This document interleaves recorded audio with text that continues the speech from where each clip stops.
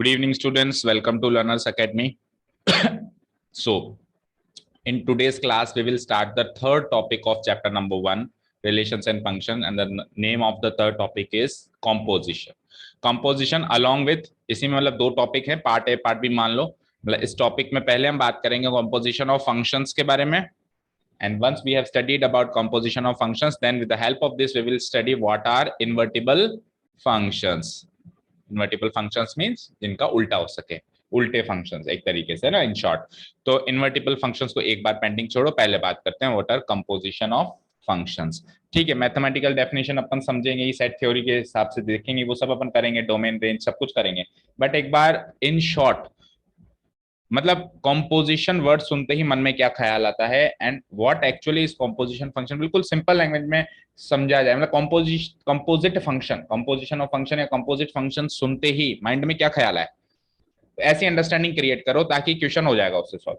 Because theoretical part कभी भी पूछा थोड़ा जाएगा, क्वेश्चन सॉल्व करना है। क्वेश्चन सॉल्व कैसे होगा भाई, हमको पता होना चाहिए कॉम्पोजिशन का मतलब क्या होगा एक्चुअली, है ना। तो देखो एक परफेक्ट एग्जांपल लेते हैं। लेट अस से कि मेरे पास फंक्शन को अपन एक मशीन मानते हैं ना, हमेशा से एग्जांपल लेते हैं। तो लेट अस से मेरे पास एक मशीन है जो गेहूं को आटा बनाती है। एक दूसरी मशीन है जो आटे से रोटी बनाती है।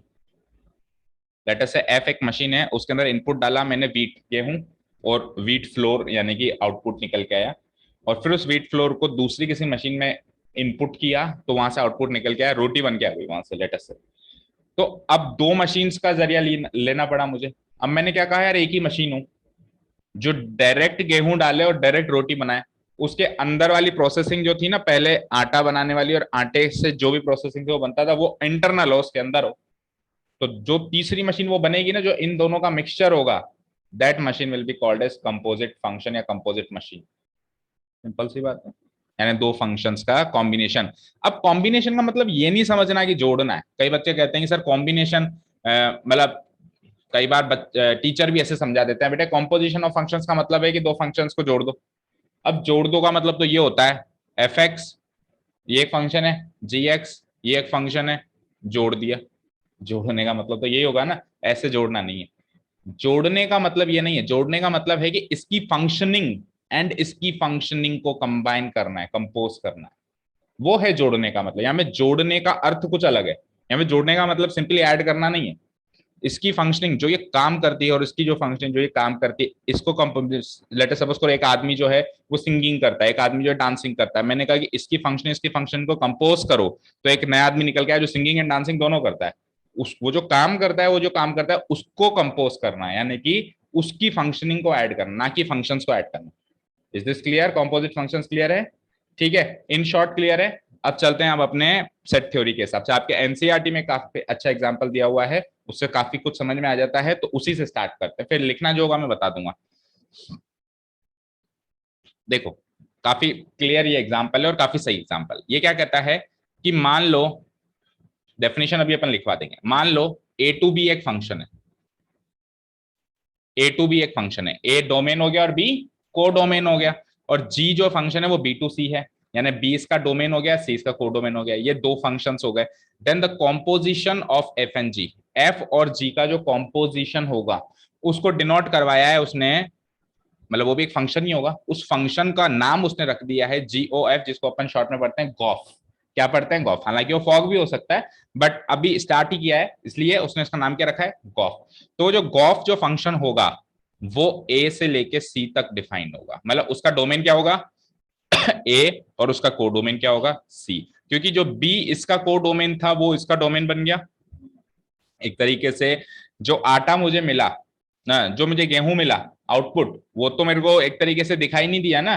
मैं सपोज करो कि मैं को मम्मी ने कहा कि बेटा ना गेहूं लेके आ, मैं गेहूं लेके आया, और गेहूं के बाद मेरे को सीधे मम्मी ने खाना बना के दे दिया, तो मुझे तो पता ही नहीं चला बीच में क्या हुआ। उसके बीच में मम्मी ने उससे आटा भी बनाया चक्की में पीस के, और फिर सेकंड फंक्शनिंग में वो रोटी बनी। तो गॉफ एक ऐसा फंक्शन है जो बीच वाली प्रोसेसिंग को छुपा देता है, वो सीधा आउटपुट देता है फर्स्ट टू थर्ड। और ऐसे केवल दो फंक्शंस का कंपोजिशन नहीं हो सकता, तीन चार पांच छह कितने भी इनफाइनाइट फंक्शंस का कंपोजिशन हो सकता है। ये तीन फंक्शंस हैं, तीन का कंपोजिट एक फंक्शन बना दिया, तो बीच में क्या हुआ पता ही नहीं है। फॉर एग्जाम्पल मेरे को किसी ने कहा कि एक काम कर, धागा लेके आ, मैं धागा लेके गया उसके पास, फैब्रिक लेके गया, उसने मेरे को अगले दिन उससे एक शानदार सी ड्रेस बना के दे दी। अब उस फैब्रिक से उसने पता नहीं क्या क्या किया होगा, उससे पहले क्लोथ बनाया होगा, क्लोथ से फिर पता नहीं क्या किया होगा, और फाइनल प्रोडक्ट मेरे पास है। तो इंटरनल प्रोसेसिंग का मुझे क्या पता, I don't not know about the internal processing. तो वो जो एक मेरे लिए, तो वो जो टेलर है या जो भी वो आदमी है, वो कंपोजिट फंक्शन है, उसके बीच में उसने जो जो किया वो जाने। तो वो उसी तरीके से ये गॉफ मेरे लिए क्या है, वो सिंगल मशीन है, इसके बीच में क्या क्या हुआ ये मशीन जाने। ओके, क्लियर है? तो ये gof function will be defined from A to C. अब ये डिफाइन कैसे होगी, लेटेस्ट से ए जो है वो डोमेन था एफ फंक्शन का, तो इसके अंदर से मैं एक्स लूंगा, एक्स टाइप के एलिमेंट्स है इसमें, इसका जो आउटपुट आएगा उसको एफ एक्स बोलते हैं अपन, क्योंकि एफ फंक्शन दे रहे हो आप। अब ये जो एफ एक्स है, अब ये जो एफ एक्स है ये बी फंक्शन, ये जी फंक्शन का इनपुट है। तो जैसे यहाँ पे एफ ऑफ एक्स लिखा, वैसे वहां पे g of f of x लिखेंगे इस तरीके से। तो ये g of f of x ही एक्चुअल में गॉफ ऑफ एक्स है। इसको चाहे तो अपन ऐसे लिख दें, g of f of x, और हम ऐसे भी लिख सकते हैं गॉफ ऑफ एक्स। ठीक है, और ऐसे भी लिख सकते हैं, चलो जी ओ एफ को एक तीसरा फंक्शन कह दिया एच, तो उसको क्या लिख दो फिर आप, एच ऑफ एक्स। क्लियर है? यहाँ तक सारी बातें क्लियर है, कोई डाउट नहीं है? तो जितना अपन ने अभी तक कैप्चर किया है उसको एक बार थोड़ा थोड़ा लिखते भी चलते हैं, है ना? चलो स्टार्ट राइटिंग। तो कॉम्पोजिशन ऑफ फंक्शन हेडिंग डाल लिया आपने, फिर एक एग्जाम्पल भी लेते हैं, थोड़ा आगे बढ़ जाए।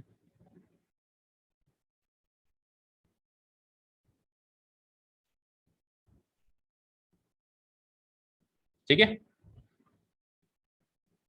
कॉम्पोजिशन ऑफ फंक्शंस, तो वही वही वाला एग्जांपल लेंगे एनसीईआरटी वाला। Let f which is defined from A to B mapped from A to B, g mapped from b to c be two functions, then the composition of these two functions f and g, then the composition of these two functions f and g, which is denoted by gof,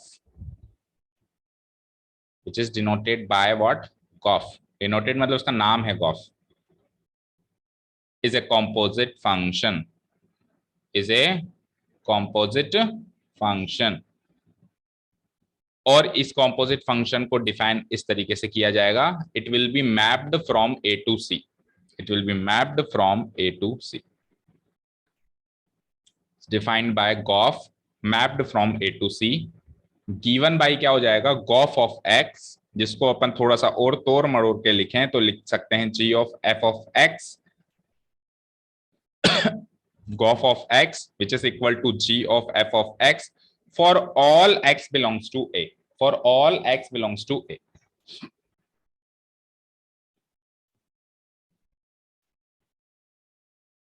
for all x belongs to a। ठीक है, अब देखो Gauff function के लिए अपन यहाँ पे क्या रखते हैं, अपन यहाँ पे वही रखते हैं जो इस फंक्शन का इनपुट हो सकता है, मतलब इस फंक्शन के डोमेन के एलिमेंट्स ही रखते हैं यहाँ पे। तो गॉफ फंक्शन के लिए इनपुट हमेशा क्या होगा, जो कि पहले फंक्शन का डोमेन है, डोमेन के एलिमेंट से वही रहेंगे जो पहले फंक्शन के थे, मतलब जो यहां से स्टार्ट किया ना मैंने, मतलब आप ऐसे कह सकते हो कि इस फंक्शन के, ना कि इस फंक्शन के। इस फंक्शन के इनपुट यहाँ नहीं रख सकते, इसी फंक्शन के इनपुट हम यहाँ रख सकते हैं, क्योंकि इस फंक्शन के इनपुट तो एफ ऑफ एक्स है, मतलब उसका जो आंसर आया है वो है। समझ रहे हो? ठीक है, फॉर एग्जाम्पल लेट अस से मैंने कहा मैं 3 सेट बना रहा हूं, 1 2 3, बी सेट लिख देता हूं मैं ए, मतलब first letter A, second letter B and third letter C, and फिर मैं लिख देता हूं एक तीसरा set, A for apple, B for ball and C for cat। Let us say if is defined from, this is my set A, this is my set B, this is my set C, f is defined from A to B and G is defined from B to C, right? तो अब अगर मैं कहूंगा f of 1 में निकाल सकता हूं, बोलो f of 1 क्या हो जाएगा A, f of 2 क्या हो जाएगा बोलो B, एंड f of 3 क्या हो जाएगा बोलो C। अच्छा G की बात करते हैं, तो G of A क्या होगा बोलो एप्पल। मैपिंग तो कर दूं, तो आपको क्या पता भाई एफ ऑफ 1 ए ही है। अच्छा मैंने बोल दिया था भाई, डिफाइन कर दिया first letter second letter, but एक बार जब तक मैपिंग नहीं करेंगे तब तक आप ये बातें नहीं लिख सकते। Okay, g of A Apple,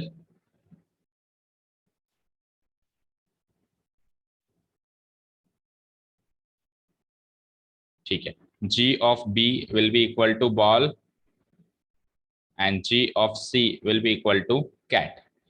अब जो मैं गॉफ फंक्शन बना रहा हूं, तो मुझे बताओ गॉफ के अंदर में f एलिमेंट्स, f फंक्शन के डोमेन के एलिमेंट्स रख सकता हूं? मैं गॉफ ऑफ a तो बोल ही नहीं सकता हूं, मैं गॉफ ऑफ ए तो बोल ही नहीं सकता हूं। बोल दूंगा तो उसका आंसर लाना मुश्किल होगा, हो सकता है फंक्शन ही डिफाइन ना हो। समझ रहे हो बात को? मैं यहाँ पे एलिमेंट्स किसके रखूंगा? जो एफ फंक्शन का डोमेन है। एफ फंक्शन का डोमेन वन है ना, तो मैं गॉफ ऑफ वन, या मैं गॉफ ऑफ एप्पल नहीं बोल सकता, मैं क्या बोलूंगा? Gauff of one. Gauff of one मतलब पहले आप वन पे एफ अप्लाई करो, जो आंसर आया उस पर जी अप्लाई करो। समझ गए? बीट पे, वीट को पहले गेहूं गेहूं को पहले आटा बनाओ, आटे को फिर रोटी बनाओ। ठीक है, वन पे पहले एफ अप्लाई करो, ए मिला, ए पे जी अप्लाई किया, तो इसका आंसर क्या आ गया? एप्पल। ठीक है, fine.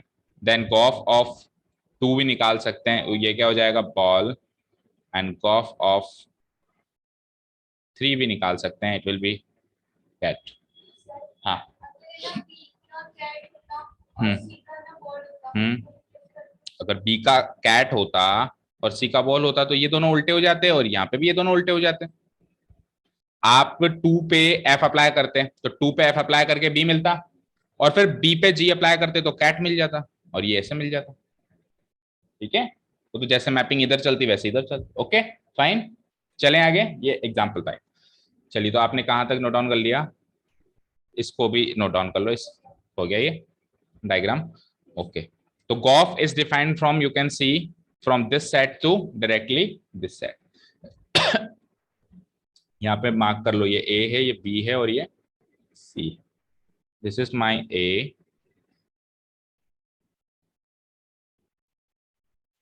This is my A, यहाँ पे स्पेस नहीं है, यहाँ लिख देता हूँ, this is my B and this is my.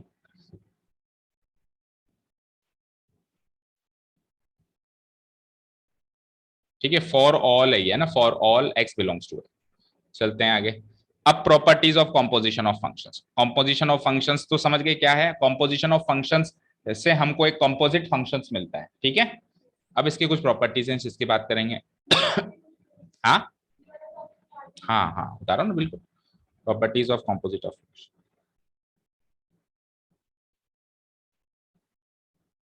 Properties of composition of functions.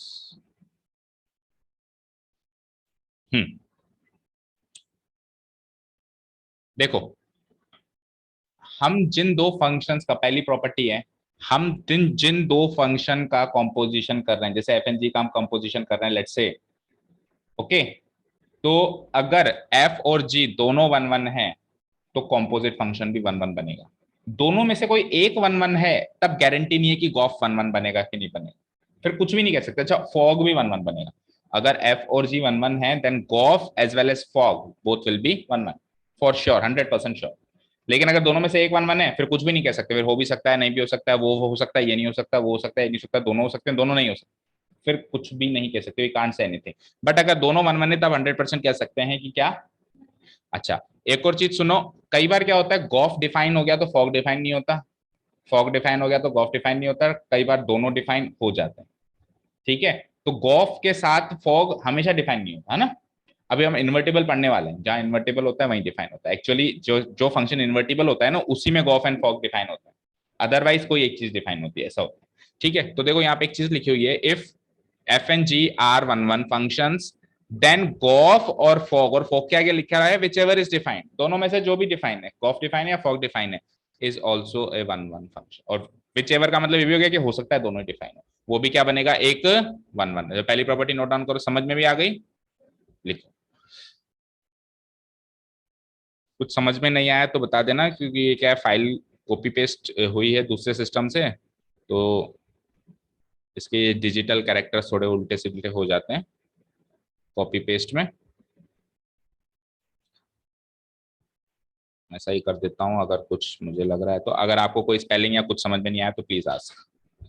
Gauff और fog, whichever is defined is also one one function. Gof और fog, whichever is defined is also one. ऐसा काम अब उसमें भी, अच्छा इसको अपन ऐसे भी लिख सकते, अच्छा इसका प्रूफ भी है, देखो इसका प्रूफ भी है। देखो अगर मैंने कहा f is defined from a to b, exam में प्रूफ आ जाए, इस चीज को प्रूव करने के लिए कहते हैं, आपके एनसीईआरटी में प्रूफ गिवन है, तो लिखो, चलो प्रूफ लिखो। प्रूफ लिख दो, साथ के साथ लिखते जाओ, समझते जाओ। मान लो f is defined from a to b and g is defined from b to c, और दोनों वन वन फंक्शन। अब दोनों क्या है, वन वन फंक्शंस। तो अब मुझे चेक करना है एक्चुअली कि जो गॉफ ऑफ एक्स होगा वो वन वन होगा या नहीं होगा, ये तो चेक करना है। अब वन वन चेक करने के वही रूल्स पुराने एक्सरसाइज 2 में अपन ने किया है, दो x1 x2 लेंगे, समझ रहे हो। तो सबसे पहले तो हम बात करेंगे कि देखो बेटा f जो है वो वन वन है, f जो है वो वन वन है। तो f अगर वन वन है, इसका मतलब मैं ये लिख सकता हूं क्या कि f of x1 equal to f of x2 will imply x1 equal to x2, जहां पे x1 x2 ए सेट से बिलोंग कर रहे हैं, ऐसा मैं कह सकता हूं क्योंकि ये वन वन है। ठीक है, तो इसी से स्टार्ट करेंगे। For any x1 x2 belongs to domain A, for any x1 x2 belongs to domain A. अच्छा x1 x2 डोमेन ए से ही क्यों लिया मैंने, बी से और सी से क्यों नहीं लिया, अभी अभी मैंने बताया क्योंकि गॉफ फंक्शन के लिए एफ फंक्शन के डोमेन के एलिमेंट चाहिए और एफ फंक्शन का डोमेन ए है, इसलिए x1 x2 कहां से लिया, ए से ही लिया। और मैं मान लेता हूं कि let us say gof of x1 equal to gof of x2 है, ऐसे तो वन वन प्रूव करते हैं। गॉफ ऑफ x1 मान लेता हूं गॉफ ऑफ x2 है, बहुत ही आसान सा प्रूफ है, 2 मिनट में समझ में आ जाएगा, और एग्जाम में क्वेश्चन कई बार रखा रखा आ जाता है, मतलब फ्री के मार्क्स से अगर इस तरीके का प्रूफ आ जाता है ना। मान लेते हैं Gauff of x1 Gauff of x2 है। अब गॉफ ऑफ x1 को कैसे डिफाइन करोगे, g of f of x1, और गॉफ ऑफ x2 को कैसे डिफाइन करोगे, g of f of x2। अच्छा जी, f ऑफ x1 क्या होगा, नहीं ऐसे देखो आप, g of f of x1 अगर g of f of x2 है तो क्या f of x1 equal to f of x2 नहीं होगा, क्यों, क्योंकि g फंक्शन वन वन है, g फंक्शन वन वन है। तो अगर किसी एलिमेंट पे g फंक्शन लगाया, किसी दूसरे एलिमेंट पे g फंक्शन लगाया, दोनों की वैल्यू इक्वल आ रही है, दैट मींस वो अंदर के एलिमेंट भी इक्वल है, वन वन फंक्शन की डेफिनेशन ये थी। तो g फंक्शन मैंने किस पे लगाया बेटा, f ऑफ x1 पे लगाया, g फंक्शन मैंने किस पे लगाया, f ऑफ x2 पे लगाया, और वैल्यू सेम आ गई, दैट मींस ये दोनों एलिमेंट्स भी अंदर के सेम होंगे क्योंकि वन वन फंक्शन है। तो मैंने लिख दिया implies f of x1 equal to f of x2, इसका रीजन क्या लिख दिया, g is one one, because g is one. करो यहां तक, हो गया, ठीक है। अब f ऑफ x1 अगर f ऑफ x2 के बराबर है, तो अभी अभी हमने चर्चा करी थी, फिर तो x1 और x2 भी बराबर होगा, वापस अंदर अंदर के एलिमेंट्स बराबर होंगे, क्यों, क्योंकि f भी तो वन वन में है, f भी तो वन वन है। तो फाइनली क्या प्रूव हो गया, finally gof of x1 equal to gof of x2 मानने से x1 equal to x2 prove हो रहा है। Gof of x1 equal to gof of x2 मान लेने से x1 equal to x2 prove हो रहा है। So gof is a one one function, so golf is a one one function, clear।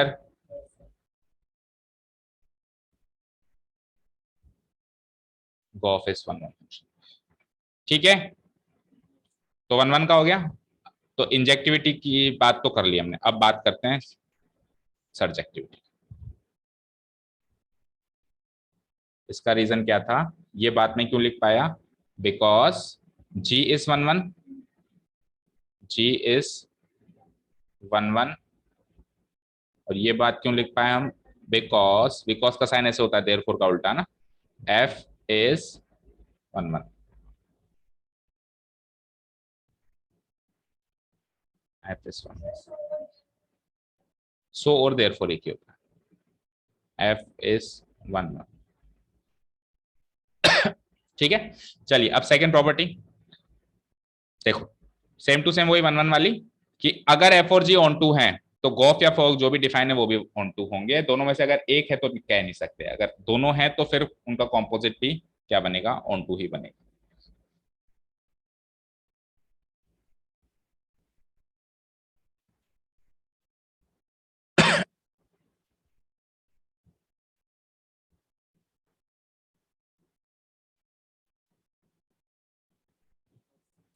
ठीक है, if f and g are onto functions, then if f and g are onto functions are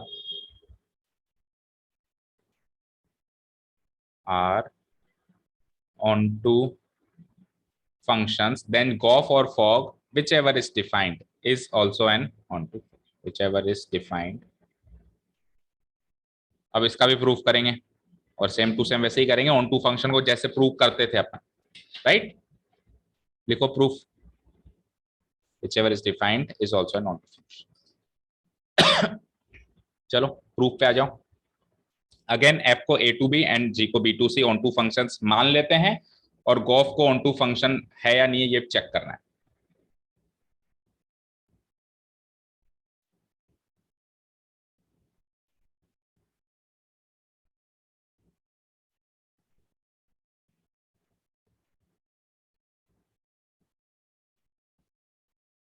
ठीक है, f map from A to B and g map from B to C, तो onto function है, ये तो clear है। और अपने को चेक क्या करना है कि वेदर गॉफ, अभी अपन गॉफ की बात कर रहे हैं क्योंकि अपन एक्स की बात कर रहे हैं ना, एक्स पे ही लगाएंगे, are onto functions and we need to determine whether gof of x is onto or not। ठीक है, अब onto प्रूव करने के लिए वैसे बेसिकली करते क्या थे अपन, बोलो? वर्बल स्टेटमेंट्स लिखते थे, तो अभी भी वर्बल स्टेटमेंट्स लिखेंगे। देखो सबसे पहले मैं स्टार्ट कर रहा हूं जी फंक्शन। जी फंक्शन कहां से कहां डिफाइन है? देखो एक चीज समझो, वन वन के लिए अपन डोमेन से कोड डोमेन की बात करते थे, ऑन टू फंक्शन के लिए अपन उल्टी उल्टी बात कर, मतलब सोचते उल्टा थे, बात करने का मतलब है अपना दिमाग उल्टा चलता था। अच्छा इधर से इधर प्री इमेज मौजूद है कि नहीं है ना, तो अब मेरे को उल्टा जाना है, तो इसलिए पहले मैंने एफ फंक्शन की बात नहीं करी, मैंने पहले किसकी बात करी? जी फंक्शन, जो फंक्शन बाद में लग रहा है। तो मैंने ये देखा कि जी फंक्शन जो बी टू सी डिफाइन है वो ऑन टू है, वो ऑन टू है, गिवन है। तो इसका मतलब क्या हुआ कि अब मैं ऐसे मान लेता हूं कि ए सेट के अंदर एक्स टाइप के एलिमेंट्स हैं, बी सेट के अंदर वाई टाइप के एलिमेंट्स हैं, एंड सी सेट के अंदर जेड टाइप के एलिमेंट्स हैं। तो ऐसे मैं मान लेता हूं कि किसी भी प्रकार का जेड टाइप का एलिमेंट ले लो जो कोडोमेन सी से है, उसके लिए वाई टाइप का एलिमेंट डोमेन बी में मौजूद होगा, मतलब प्री इमेज मौजूद होगी, such that g of y equal to z आ जाए।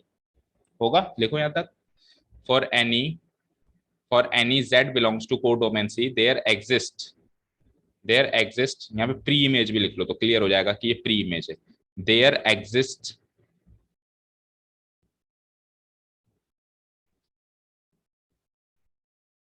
exists a pre-image y belong to domain B। ठीक है, such that g of y क्या हो जाए? z हो जाए। ये इंप्लाई होता है, ये on g function onto given है ना, इस चीज से ये स्टेटमेंट क्या हो जाता है? इंप्लाई हो जाता है, such that g of y equal to z। इसको स्टेटमेंट नंबर 1 मान लिया, such that g of y equal to z। This is my statement number 1। Again अब आ जाओ, ये काम f के लिए करो बेटा। f फंक्शन जो है वो कहां से कहां डिफाइन है? ए टू बी डिफाइन है, और वो ऑन टू गिवन है मुझे एक तरीके से। तो इससे क्या इंप्लाई होगा? सेम टू सेम वो का वही कॉपी पेस्ट कर लो। अब की बार बी सेट में वाई टाइप के एलिमेंट्स है, तो क्या लिखूंगा? For any y belong to codomain B, for any y for any y belongs to codomain B, there exists a pre-image x, which belongs to domain A।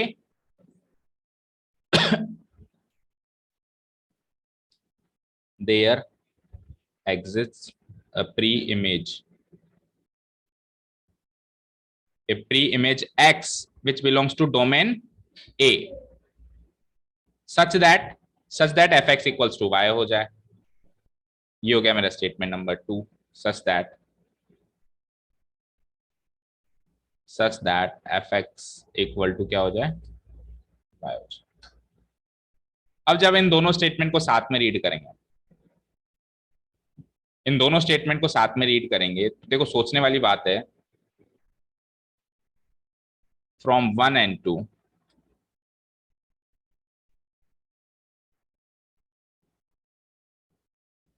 देखो सोचने वाली बात है, सी सेट में हर एक एलिमेंट जेड टाइप के elements के लिए y मौजूद है, और वाई टाइप के एलिमेंट्स के लिए प्री इमेज एक्स मौजूद है। तो इस बीच की कड़ी को काट दिया जाए तो मैं कह सकता हूं कि हर हाल में उस जेड के लिए एक्स मौजूद होगा कि नहीं होगा?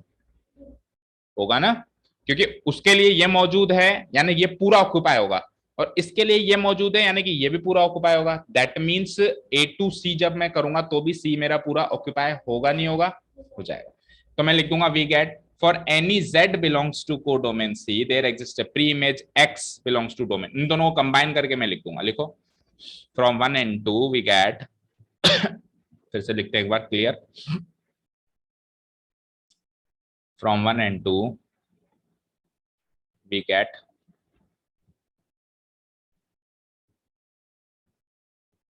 for any z belongs to codomain C,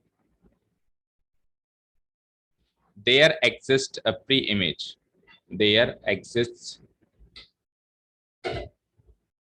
a pre-image X belongs to domain A. Domain A such that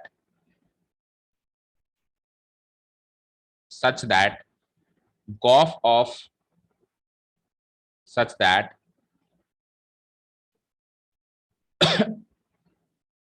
gof of x which is equal to g of f of x and f of x is equal to y, that means it is equal to g of y and g of y is equal to what?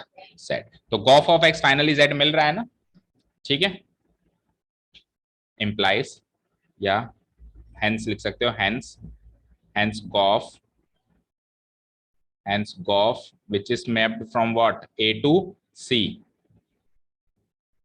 is onto function, is onto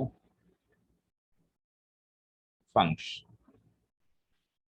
ठीक है, अब third number property देखो। पहली property क्या थी, repeat करो। हम्म हम्म हम्म हम्म, ठीक है, और ऑन टू के लिए क्या सीखी?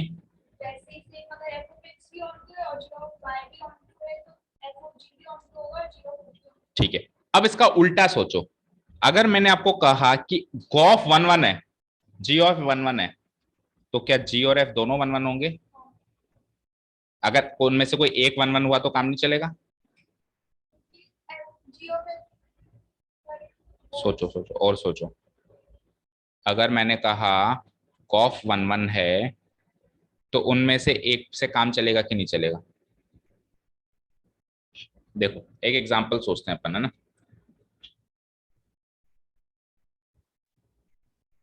वही एक एग्जांपल सोचते हैं। जब तक अपन एग्जांपल नहीं लेंगे और कॉन्सेप्ट क्लियर नहीं करेंगे तब तक समझ नहीं आएगा। लेट अस से 1 2 3 A B C। one is mapped from 1 is mapped to A, 2 is mapped to B, 3 is mapped to C। और यहाँ पे लेटस से मेरे पास एलिमेंट्स केवल एप्पल और बॉय हैं। क्या है? That's it. ध्यान से देखना। तो ए जो है वो एप्पल पे मैप्ड हो रहा है, बी जो है बॉय पे मैप्ड हो रहा है। अब सी को मैप करना पड़ेगा, नहीं तो ये फंक्शन ही डिफाइन नहीं होगा। तो मजबूरी में मुझे मैनी वन बनाना पड़ रहा है, बॉय पे मैप करना पड़ रहा है। This is f from A to B, this is g from B to. यहां तक समझ आया? बोलो ए बी। अब देखना, मुझे बताओ गॉफ ऑफ वन क्या है? गॉफ ऑफ वन मतलब वन पे एफ लगाओ, ए मिला, ए पे जी लगाओ, एप्पल एप्पल होगा। ठीक है, गॉफ ऑफ टू क्या है? बॉय। और गॉफ ऑफ थ्री क्या है? क्या? गॉफ ऑफ थ्री क्या है? बॉय है। थ्री पे सी लगा, सी पे बॉय लगा।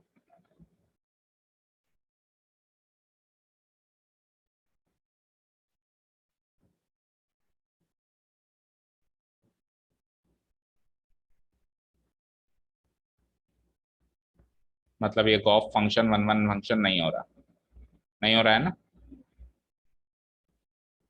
तो गॉफ ऑफ 3 क्या हुआ, से 3 पे एफ लगाया तो सी मिला, और सी पे जी लगाया तो बॉय मिला।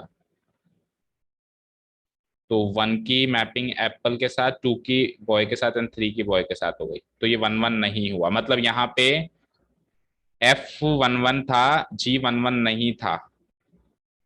लेकिन मुझे तो गॉफ को 1 1 बनाना है बेटा, मुझे गॉफ को क्या बनाना है, 1 1 बनाना है, पर ये हुआ नहीं। अच्छा, थोड़ा सा अलग सोचते हैं। लेट अस से मैंने यहां से सी गायब कर दिया, और मैंने 3 की मैपिंग भी किससे कर दी, बी से कर। अब जो है गॉफ ऑफ 1 क्या हो जाएगा, एप्पल। गॉफ ऑफ 2 क्या हो जाएगा, बॉय। एंड गॉफ ऑफ 3 क्या हो जाएगा, बॉय। तो ध्यान से देखो, गॉफ अभी भी 1 1 नहीं हुआ ना।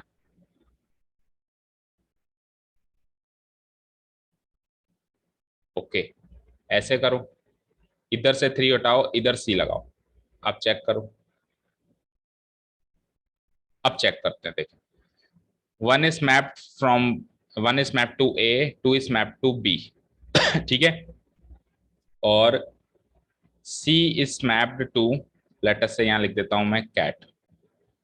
तो C is mapped to cat. अब गॉफ फंक्शन 1 और 2 पे ही लग सकता है, और किसी पे नहीं लग सकता। अब सपोज करो मैं इसकी मैपिंग जो है, मान लो यहाँ पे कैट है या नहीं है, मैं इसकी मैपिंग इससे कर देता हूं।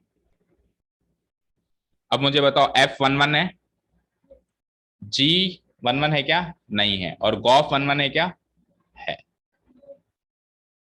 तो क्या समझे कि गॉफ को अगर 1 1 बनाना है तो एफ को 1 1 बनाना कंपलसरी है, जी ना भी बने तो चलेगा।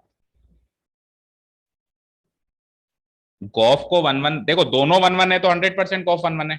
क्यों, क्योंकि गॉफ की रिक्वायरमेंट थी कि एफ 1 1 है, तो दोनों 1 1 है तो उसकी रिक्वायरमेंट तो पूरी हो गई ना। समझ रहे हो। तो यहाँ पे बहुत इंपॉर्टेंट सोचने वाली प्रॉपर्टी है, देखो क्या कहता है, if gof is a 1 1 function then the function f is necessarily a 1 1 function. Necessarily उसको 1 1 होना पड़ेगा, जी होए तो भी ठीक, ना होए तो भी ठीक। लिखो, थर्ड नंबर प्रॉपर्टी। ये एक तरीके से प्रॉपर्टी नहीं कह सकते, ये एक तरीके से ऑब्जर्वेशन है, अलग अलग एग्जाम्पल्स लेके जो ऑब्जर्वेशन हमको मिले। ठीक है, लिखो, लिख लिया। Then if gof is a 1 1 function,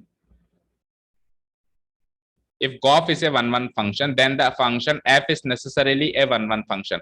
अब चाहो तो लिख लो भी, जी हो तो भी ठीक है और ना हो तो भी ठीक है, इसमें ऐसा कुछ लिखा हुआ है नहीं, है ना।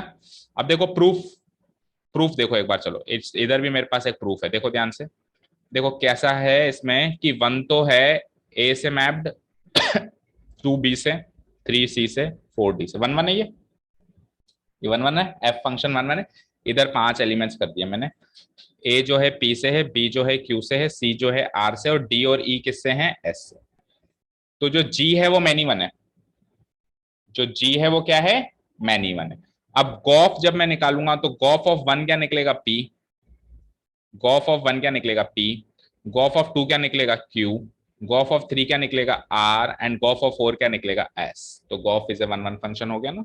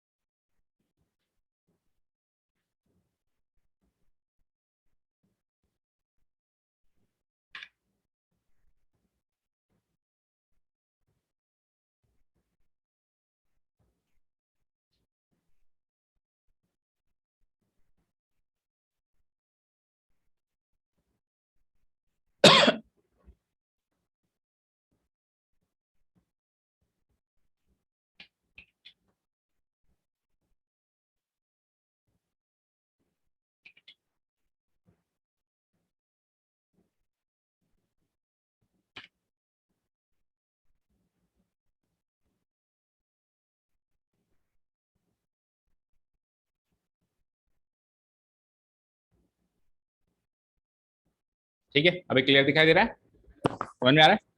ठीक है, तो समझ आया।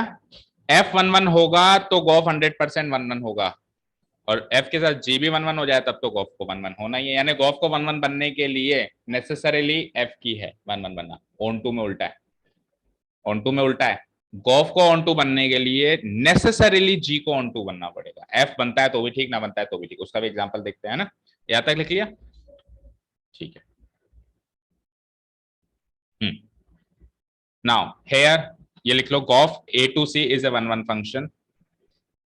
देखो गॉफ ए टू सी क्या है, एक 1-1 फंक्शन है। ऑब्जर्वेशन क्या देखी आपने कि गॉफ ए टू सी 1-1 है, एफ ए टू बी भी 1-1 है, बट बी टू सी जो वाई है, बी टू सी मे और मे नॉट बी 1-1, हो भी सकता है 1-1 और नहीं भी हो सकता है 1-1। हाँ हाँ जी जी, वाई गलत लिख के है वो, जी इम्प्लायस, और ये भी इम्प्लायस। इसके दो रिजल्ट्स हैं, ये इम्प्लायस लिख रहा हूं देखो मैं, इम्प्लायस का मतलब है ये इसके दो रिजल्ट्स हैं।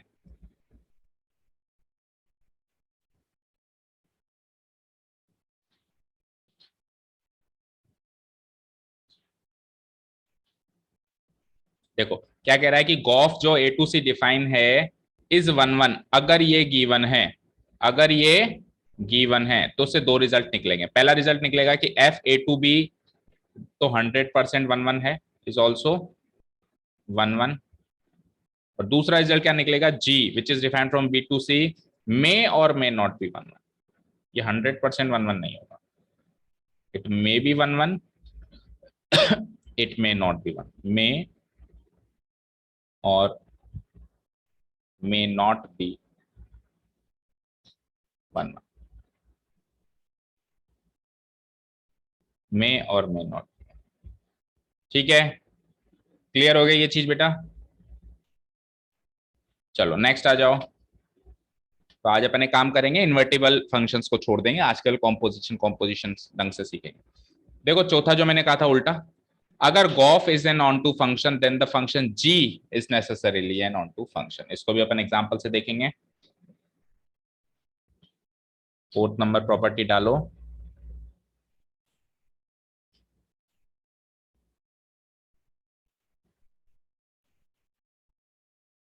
Necessarily an onto function.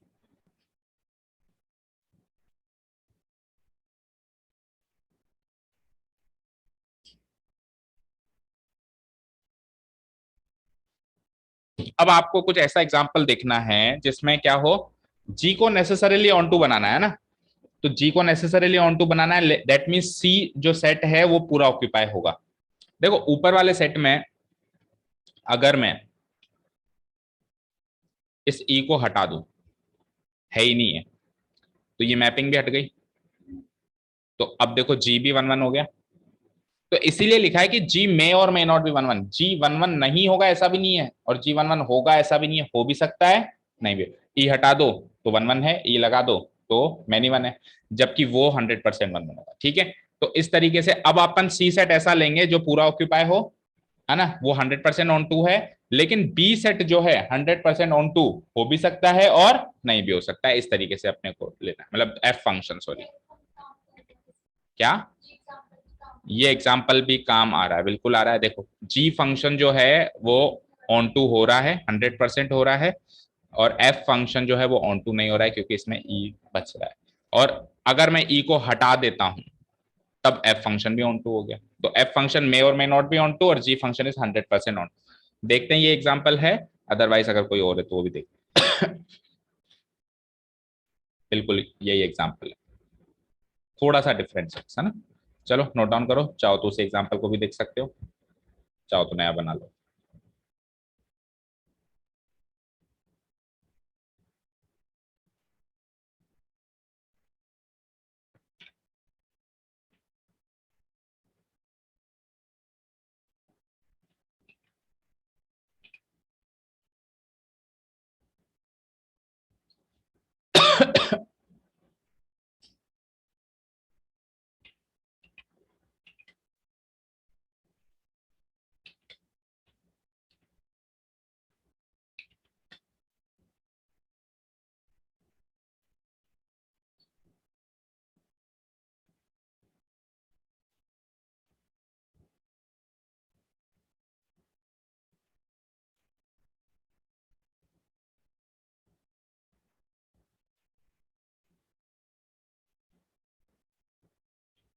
ठीक है, देखो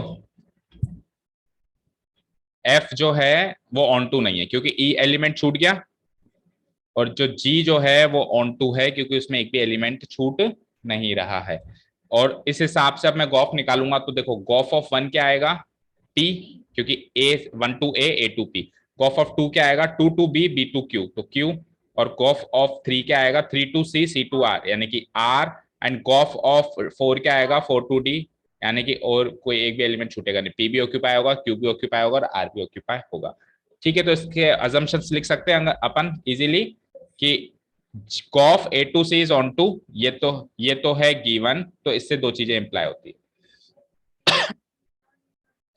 हाँ, पहले तो वो लिखो जो 100% ऑल टू है। 100% ऑन टू कौन सा होगा, g function which is defined from B to C is also onto, ये तो फिक्स है, is also on to.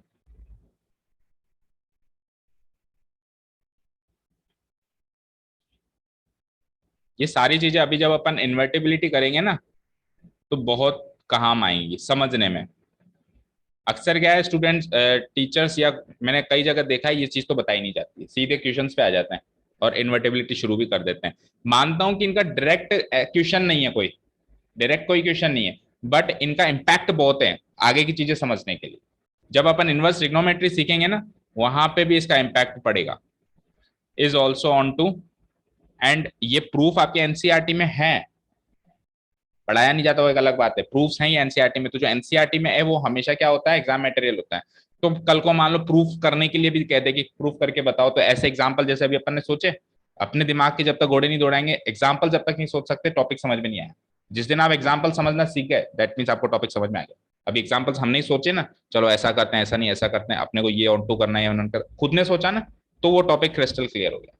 Okay, चलिए, तो दूसरा इंप्लीकेशन क्या है इसका कि f A to B may और may not B onto, that's it. चार प्रॉपर्टी क्लियर है बेटा कॉम्पोजिशन ऑफ फंक्शंस की based on the functions injectivity and surjectivity. एक फिफ्थ प्रॉपर्टी और लिखो, अगर एक से ज्यादा फंक्शंस की कॉम्पोजिशन की बात करें तो क्या, if f which is defined from a to b, g which is defined from b to c, and h which is defined from c to d are three functions, तो उनके composition को हम क्या कहें, प्रॉपर्टी नहीं है एक तरीके से, ये तो थोड़ा सा एडवांस मोड पे आ गए अपन। तीन फंक्शन का कॉम्पोजिशन को क्या कहेंगे, कैसे लिखेंगे।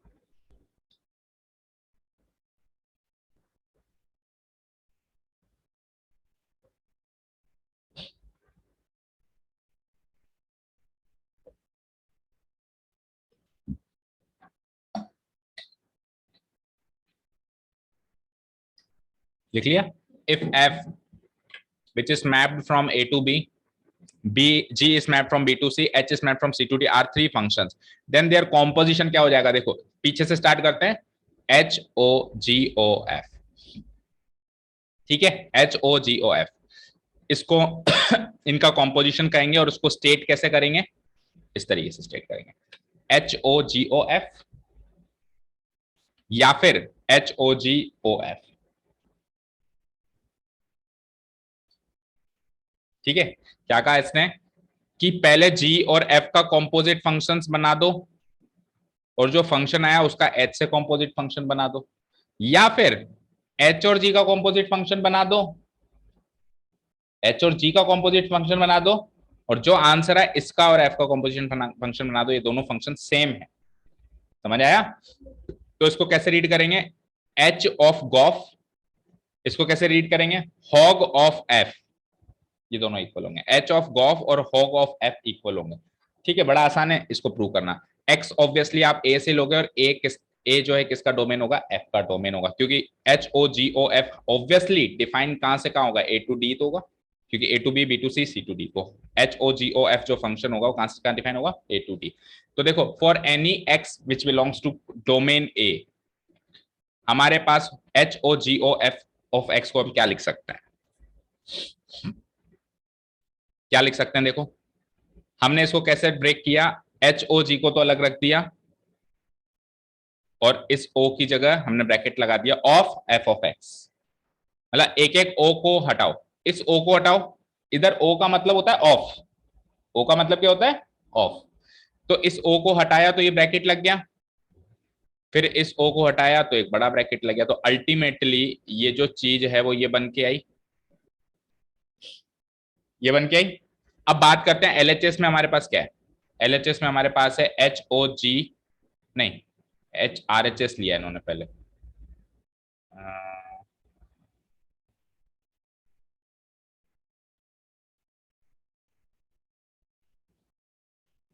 यहाँ पे थोड़ा सा चेंजेस करो, यहाँ पे ब्रैकेट लगाओ। देखो ये एलएचएस लिया है इन्होंने, प्रूफ के स्टार्टिंग में जो लिखा है ना H o g o F, ये एलएचएस है, तो यहाँ ब्रैकेट लगाओ। भाई एलएचएस को सॉल्व कर रहे हैं अपन, H o g o F को सॉल्व कर रहे हैं, ठीक है। तो हमने क्या किया, एक्स बिलोंग्स टू ए ले लिया, ओ को हटाया, ठीक है। वन सेकेंड,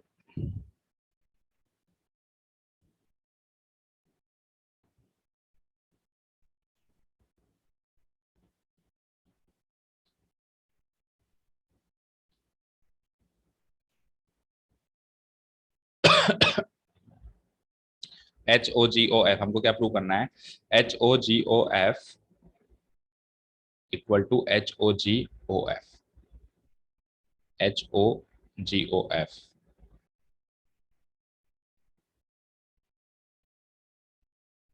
देखो एक चीज समझो बेटा, h o g o f और एच ओ ब्रैकेट में जी ओ एफ, ये दोनों तो एक ही बात है, ये दोनों तो एक ही बात है। ये ब्रैकेट केवल इसलिए लगा, जैसे सपोज करो मेरे को लिखना है 2 × -2 और मैं लिखूं 2 × ब्रैकेट में -2, ये ब्रैकेट मैंने अपनी सुविधा के लिए लगाया ताकि मुझे अजीब ना लगे, ताकि मैं इसको डिफ्रेंशिएट कर सकूं, अलग अलग कर सकूं। तो यहां पे ये जो ब्रैकेट लगाया ना बेटा, ये ब्रैकेट एक्चुअली इसी की फॉर्म है, लेकिन ये ब्रैकेट अगर ऐसे लगा हुआ है तो अभी ये कुछ अलग कहना चाह रहा है। अगर इधर शिफ्ट हो गया ना ब्रैकेट, तो अभी ये कुछ अलग कहना चाह रहा है। दैट मीन्स इसकी जो एलएचएस लिखी हुई है ना बेटा, क्या लिखी हुई है, इसकी एलएचएस ये लिखी हुई है, राइट, और इसकी आरएचएस क्या लिखी हुई है, ये, राइट। तो ये एलएचएस तो एक्चुअली यही चीज है, इसीलिए उसने सीधे इसी से सॉल्व किया। आरएचएस में फिर उसने अलग उठाया, ठीक है। तो यानी कि उस ब्रैकेट को हम ऐसे कर सकते हैं, देखो हमारे पास एलएचएस है h o g o f of x, तो हम, मैं ऐसे लिख देता हूं यहां पे कि h o g o f of x को मैं ऐसे लिख सकता हूं। समझ आया क्या, थोड़ा और क्लियर लिख देता हूं। We have h o g o f of x equal to h o g o f of x, और फिर उसको खोल के लिख दिया, ठीक है। अब सेकंड केस में आओ, आरएचएस वाला जो पार्ट है वो क्या है, एच ओ जी फिर ब्रैकेट है फिर ओ एफ है। अब कौन सा वाला ओ हटाएंगे, सबसे पहले अपन ये वाला ओ हटाएंगे। लिखो for any x belongs to A, हमने जैसे ये वाला ओ हटाया और इसकी जगह ब्रैकेट लगाया, तो ये फंक्शन को जैसे दिखाई दिया hog of f of x, ठीक है। फिर ये वाला ओ हटाया तो फिर हमको अल्टीमेटली फंक्शन क्या दिखाई दिया, h of g of f of x. तो L H S R H S equal है, कुछ है ही नहीं इस प्रूफ में। तो इधर से इधर हटाते जाओ और इधर से इधर हटाते जाओ, ओ को हटाते जाओ ब्रैकेट लगाते जाओ, एंड में आपको यही मिलेगा, h of g of f o x. तो प्रूव हो गया, समझ आया ना, कोई कंफ्यूजन नहीं है, कोई कंफ्यूजन हो तो पूछ।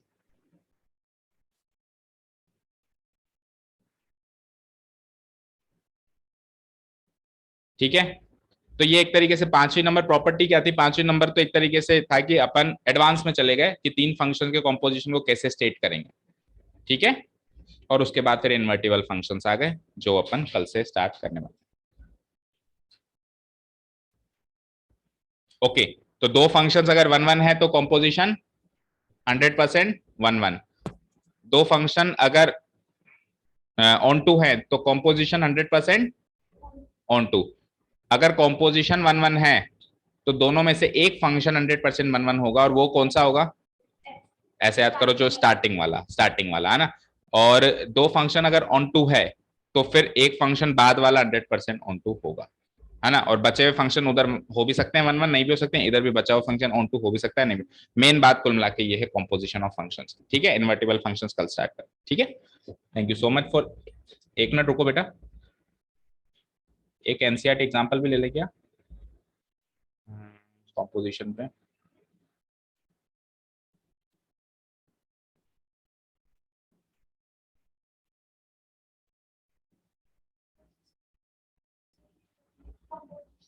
कंपोजिशन का एक क्वेश्चन अभी जो ऊपर एग्जांपल आया वो काफी इंपॉर्टेंट है, उसकी भी बात करेंगे।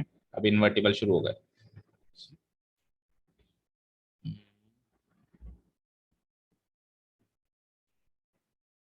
देखो ये एग्जांपल नंबर 17 देखते जाओ, इसी में देख लो। Show that if a function f which is mapped from domain क्या है r-7/5, यानी सारे रियल नंबर्स एक्सेप्ट 7/5, और इसकी जो को डोमेन है वो क्या है r-3/5, is defined by f x equals to this.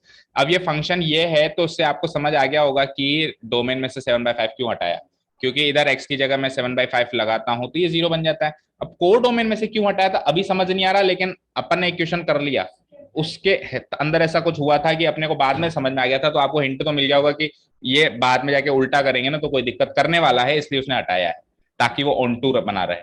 नहीं हटाएंगे तो फिर ऑन टू नहीं बना रहेगा। ठीक है, अच्छा जी फंक्शन जो है उसका डोमेन जो है वो एफ फंक्शन का को डोमेन है, चेक करो है क्या। जी फंक्शन का डोमेन जो है एफ फंक्शन का को डोमेन है क्या r-3/5। अच्छा, और देखो ताजुब की बात, इसका जो को डोमेन है वो उसका डोमेन है क्या, और एक फंक्शन जी ऑफ एक्स अलग से आपको दे रखा है, दे रखा है। अब ये तो हो गई क्वेश्चन, यहां तक गिवन है। अब आपको क्या प्रूव करना है, फॉग जो फंक्शन होगा वो आई ए होगा। अब आई ए का मतलब क्या है वो बताएंगे अभी, और गॉफ जो फंक्शन होगा वो आई बी होगा, और आई बी का मतलब क्या है वो भी बताएंगे अभी। अब आई ए और आई बी का मतलब क्या होता है ध्यान से सुनो। देखो इधर देखो स्क्रीन पे, अगर मेरा फंक्शन है defined from A to B, और फंक्शन डिफाइन है f x equal to x, I का मतलब होता है आइडेंटिटी फंक्शन, मतलब जो आंसर, जो क्वेश्चन, जो इनपुट है वही आउटपुट है, जो इनपुट है वही आउटपुट है। इसका ग्राफ कुछ ऐसा बनता है, याद है, 1 पे 1, 2 पे 2, 3 पे 3, 4 पे 4, -1 पे -1, -1 पे -2, याद है हमने किया है 11th। तो आइडेंटिटी फंक्शन तो ये है, अगर f of x equal to x एक आइडेंटिटी फंक्शन है तो मैं कह सकता हूं f is equal to I on A. ये ए का मतलब है कि ए इस एफ का डोमेन है, ए डोमेन है ना, यानी कि इस आइडेंटिटी फंक्शन के इनपुट आपको ए फंक्शन ए सेट से लेने हैं। तो अब देखो फॉग फंक्शन एक आइडेंटिटी फंक्शन होगा ऑन सेट ए, और गॉफ फंक्शन एक आइडेंटिटी फंक्शन होगा ऑन सेट बी, ऐसा प्रूव करना है। और आई ए आई बी वैसे मैंने आपको बता दिया, पर ये भी क्लियर कर रहा है कि आई ए आई बी क्या होता है।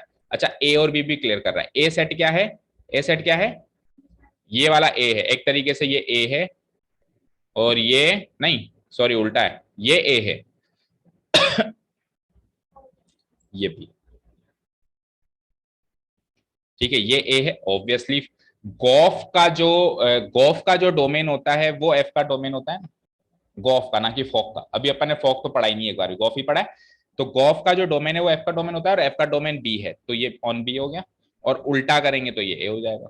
अब की बार जी का डोमेन चल रहा है, ठीक है। और आई एक्स आपको प्रूव ये यहाँ पे क्लियर कर रहा है कि आइडेंटिटी फंक्शन ऑन एक्स की वैल्यू एक्स आ रही है for all x belongs to A, और identity function of x equal to x on set B का मतलब है कि यहाँ पे जो x है वो सारे b सेट से बिलोंग करेंगे। Are called the identity functions on set है। आइडेंटिटी फंक्शंस की डेफिनेशन दे रखी है इसमें, ठीक है, क्लियर है।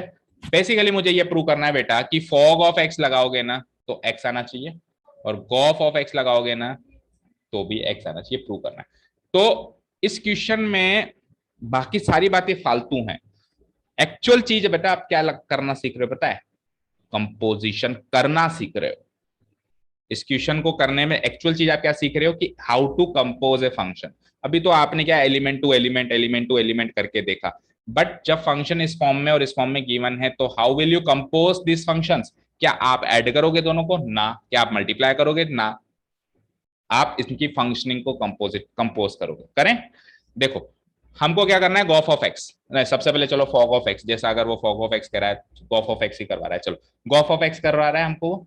तो देखो गॉफ ऑफ एक्स करने का मतलब है जी ऑफ एफ ऑफ एक्स करना।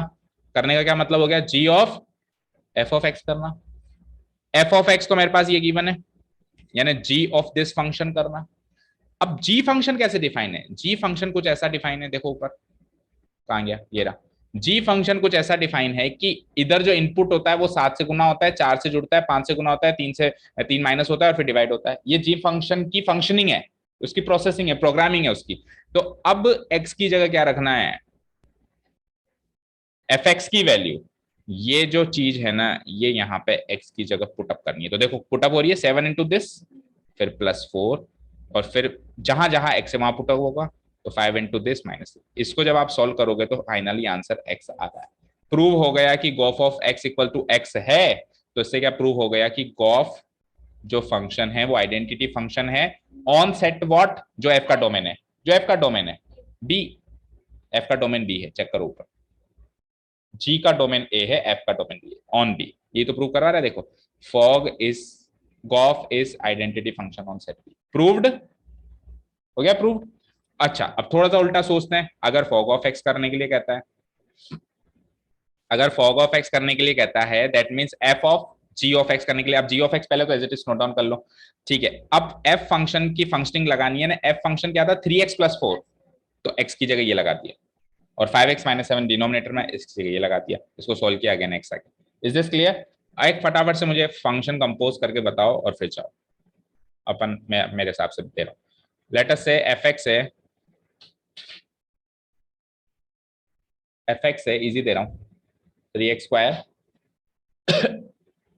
जी एक्स है साइन एक्स। मुझे Gauff of x and fog of x निकाल के बता।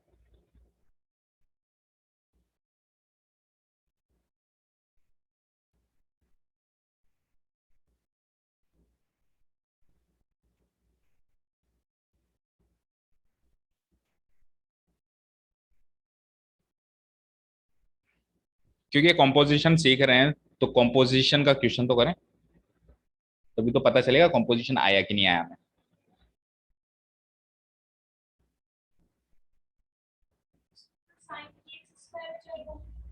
अच्छा, किसमें, गॉफ में या फॉग? अच्छा, साइन 3x², चलो देखते हैं। देखो g of f of x करने का मतलब है जी फंक्शन अप्लाई करना है एफ एक्स पे, इजी सा मीनिंग है। That means f x note down कर लेना है, 3x², ठीक है। That means g of x है साइन एक्स, तो ये हो जाएगा साइन ऑफ 3x²। फाइन, आ जाओ इधर, फॉग ऑफ एक्स करना है, that means f of g of x करना है। That means f of g of x क्या है, साइन एक्स करना है। दैट मीन्स फंक्शन है 3x², तो ये क्या हो जाएगा 3x², यानी साइन एक्स का स्क्वायर, साइन एक्स का square whole square. That means इसको क्या लिख सकते हो, 3 sin²। तो ये भी एक फंक्शन है और ये भी एक फंक्शन है, जो इन दोनों फंक्शन का कॉम्पोजिशन है। Is this clear? ठीक है, वेरी गुड।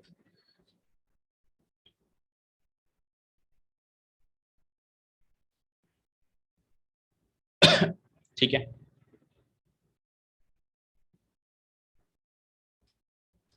चलिए तो इनवर्टेबल फंक्शंस फिर कल स्टार्ट करते हैं। Thank you so much for listening to us, have a nice day, keep learning and